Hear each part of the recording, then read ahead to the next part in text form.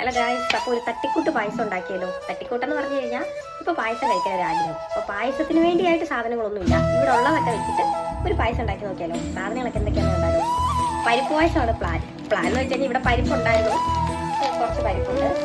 അത് പിന്നെന്താ, ശർക്കര വേണം, ശർക്കര,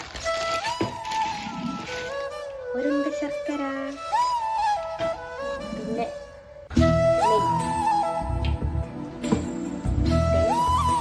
ഒരു മുറി തേങ്ങ, ഇത് തേങ്ങാക്കൊത്തിടാം. പിന്നെ ഇത് നമ്മുടെ മുന്തിരി. അപ്പോൾ ഏകദേശം ഇത്ര സാധനങ്ങളൊക്കെ ഉള്ളൂ. പിന്നെ ഒരു മുറി പാല്, ശരിക്കും തേങ്ങാപ്പാലാണ് ഒഴിക്കണ്ടേ. അപ്പം ലാസ്റ്റ് ഞാൻ വിചാരിച്ചു വാങ്ങുന്നതിന് മുന്നേ കുറച്ച് തേങ്ങാപ്പാൽ ഒഴിക്കാമെന്ന്. പക്ഷെ പാലിൽ അങ്ങനെ ഉണ്ടാക്കാൻ പ്ലാൻ